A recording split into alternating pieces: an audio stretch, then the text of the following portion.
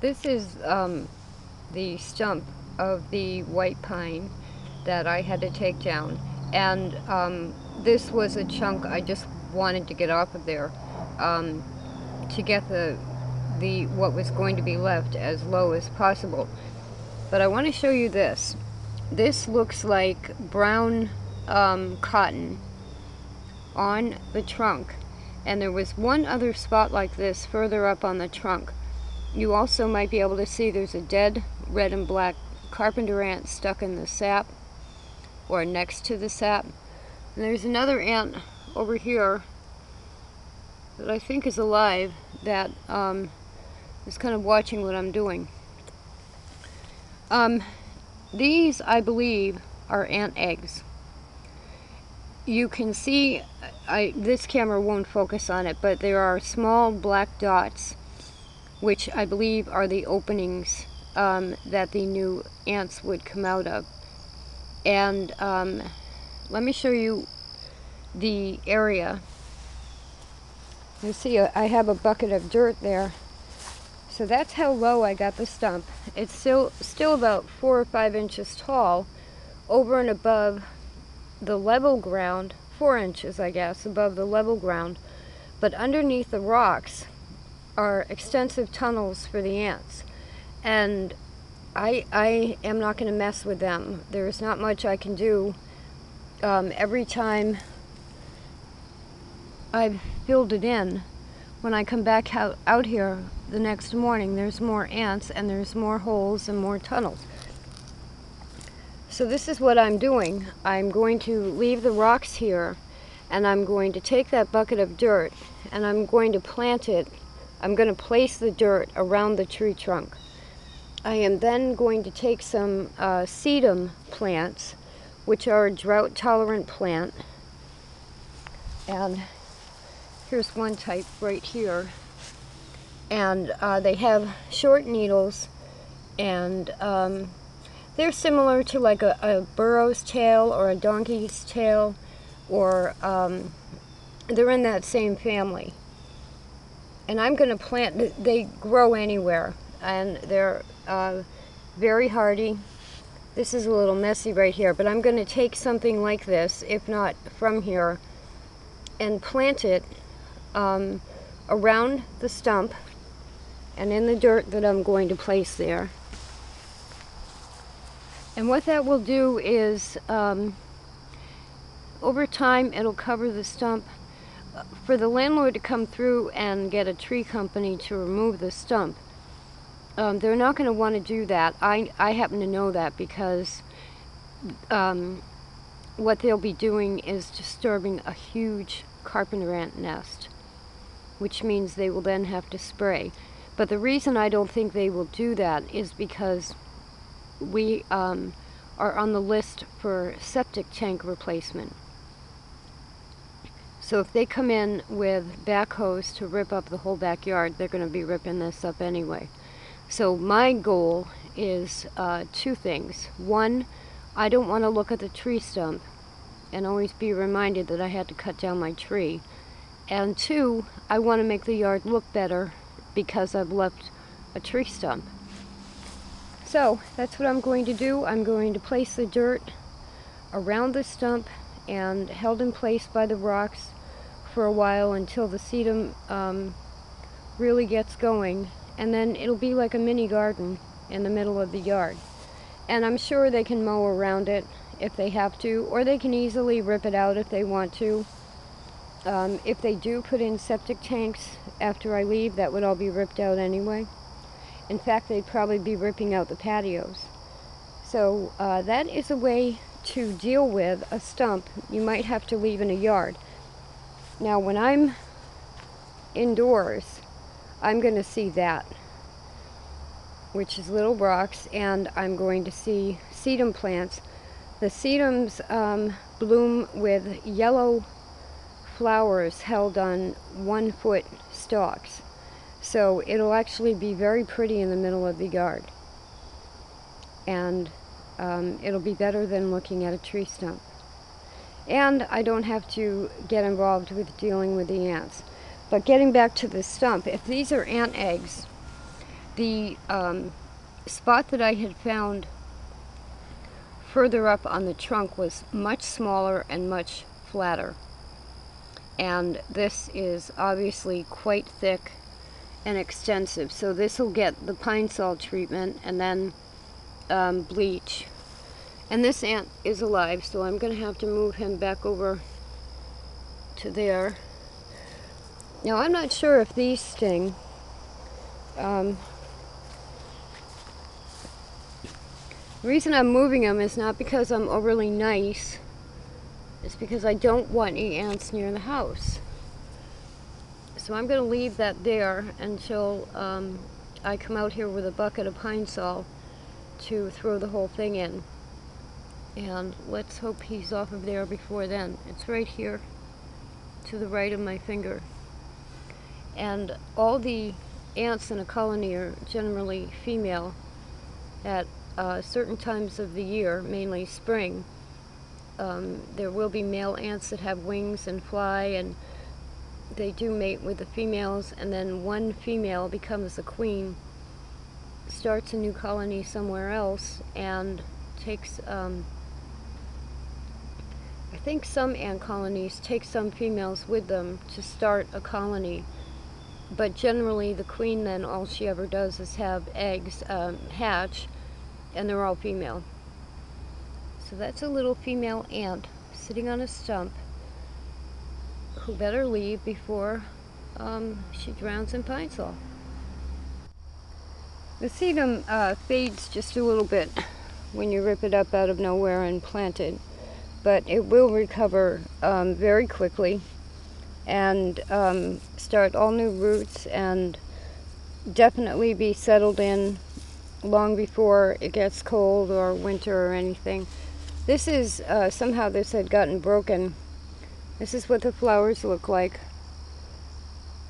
So, there it is, and you can barely see the tree stump. And obviously the dirt went everywhere, but the ants are going to rearrange it anyway. And the native grass that's mixed in with the blue fescue grass in the back here will fill in. So in a couple of weeks, at the most a month, it will look completely different and will actually be like a little oasis or a rock garden in the middle of the yard. Now this is another type of sedum, and this is how wonderful these plants are. This is my back step, and there's dirt on the back step, and it has started to hold on to the dirt in the crack.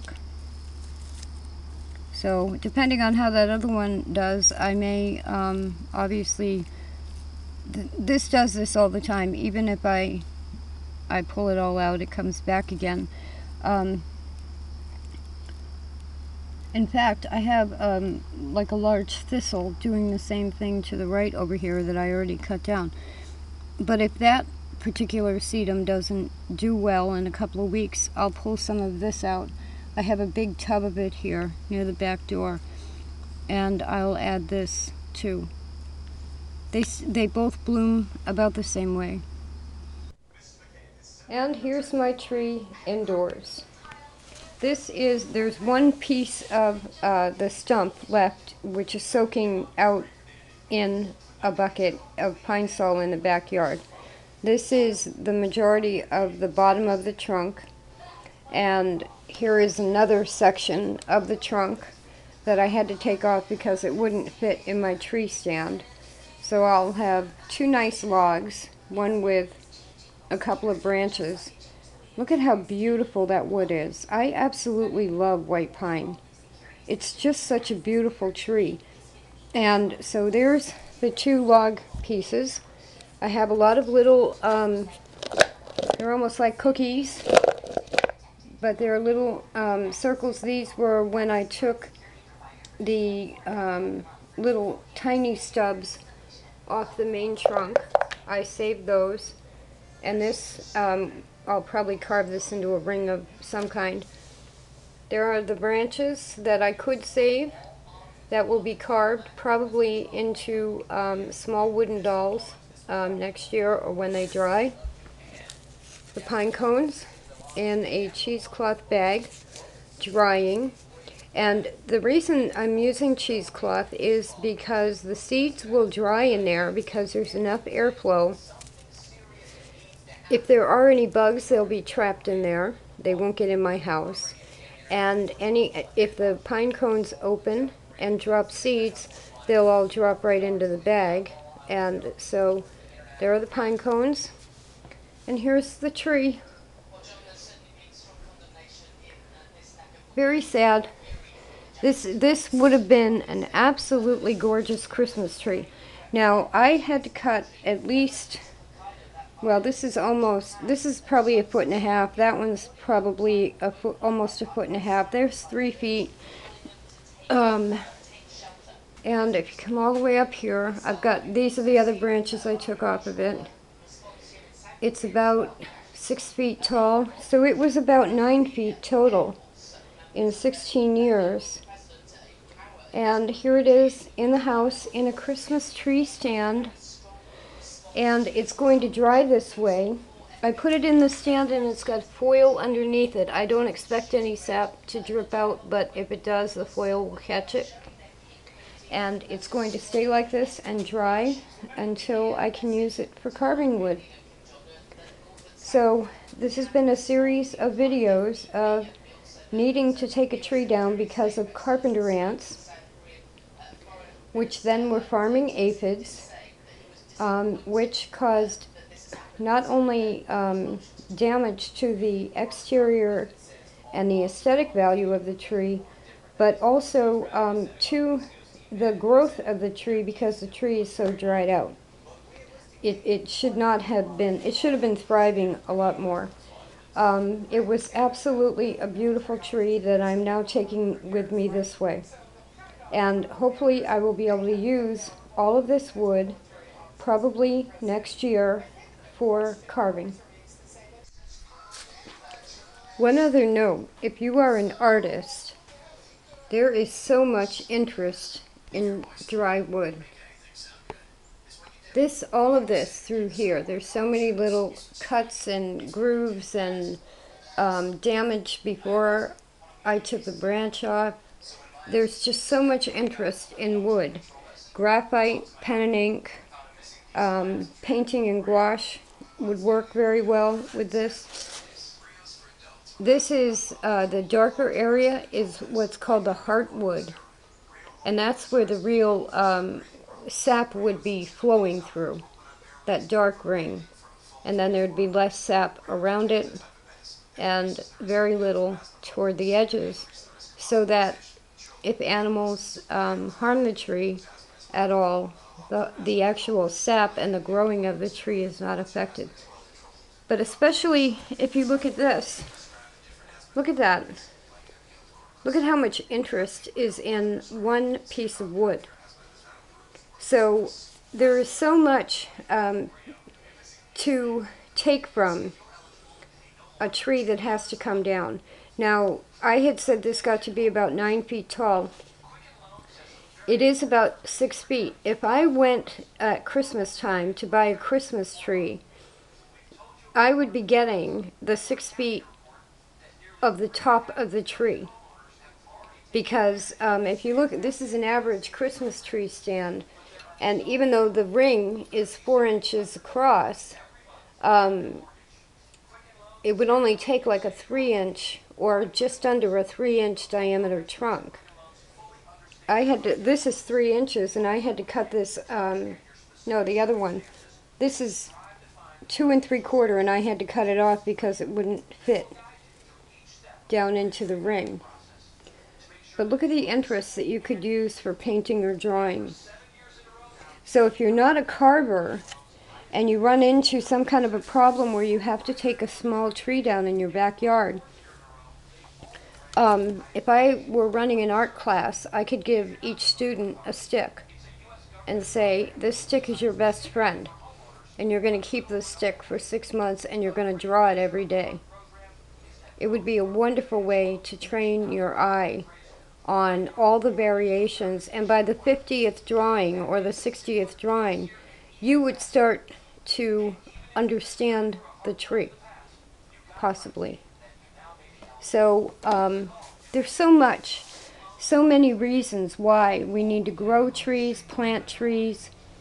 I have a couple of red maples, I have 2 forsythia bushes, I have a couple of dogwoods, and all of them I was thinking of putting where I had had this pine. But of course the carpenter ants would do the same thing to those trees that they did to this pine. So I'm not sure what I'm going to do with those trees, but I think that everybody can benefit from planting a tree. And even if you have a wooded area near your home, you could even adopt a tree. Just keep an eye on a tree, check it every once in a while for bugs, see if it's got any extra damage. Take a branch off it every once in a while and do some kind of a drawing or painting or carving exercise. Get to know why we need to value trees. I'll get off my soapbox again.